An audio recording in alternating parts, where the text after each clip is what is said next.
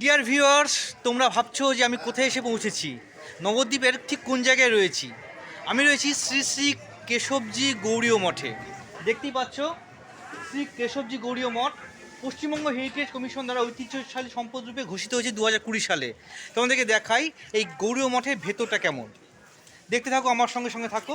আর যদি আমার চ্যানেলে প্রথম হয়ে থাকো, অবশ্যই আমার চ্যানেলটিকে সাবস্ক্রাইব করে দিও আর পাশে থাকা বেল আইকনটি অবশ্যই প্রেস করো। তাহলে কি হবে, আমার যে কোনো ভিডিওর নোটিফিকেশান সবার আগে তুমি পেয়ে যাবে।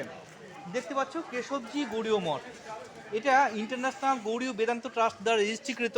আর এই মঠটি একটা বড় জায়গা জুড়ে রয়েছে, একটা বাগান। মঠের চারদিকটায় দেখতে পাচ্ছ শুধু বিল্ডিং, মানে 4 তলা করে বিল্ডিং রয়েছে চারদিকে। তার মাঝখানে একটা দেখতে পাচ্ছ একটা বাগান রয়েছে। খুব সুন্দর মনোহর পরিবেশ, এক মনোমুগ্ধকর পরিবেশ, এক অনির্বচনীয় ঈশ্বরীয় মহিমা এখানে প্রকাশ দেখতে পাচ্ছি। ভেতরে কিছু ফুলের গাছ, কিছু অন্যান্য গুল্ম জাতীয়, লতা জাতীয়, বৃক্ষ জাতীয় উদ্ভিদ রয়েছে। ঠিক তার পাশ দিয়ে কিন্তু আমি হেঁটে যাচ্ছি। আর ওটা হচ্ছে ডি ব্লক, দেখতে পাচ্ছ ডি ব্লক। এপাশটা সি ব্লক, এটা বি ব্লক, আর এই যে দেখতে পাচ্ছ এ ব্লক।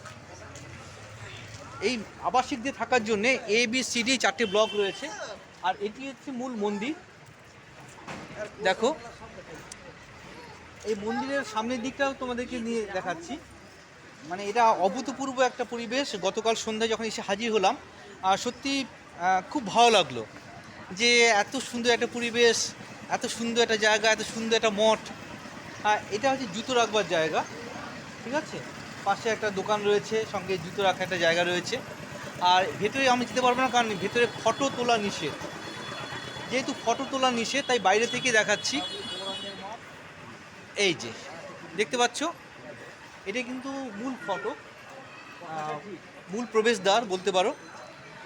আর দেখতে থাকো, অবশ্যই আগামীতে আরও নতুন নতুন রিল বা ভিডিও নিয়ে তোমাদের সামনে হাজির হব। ভালো থেকো।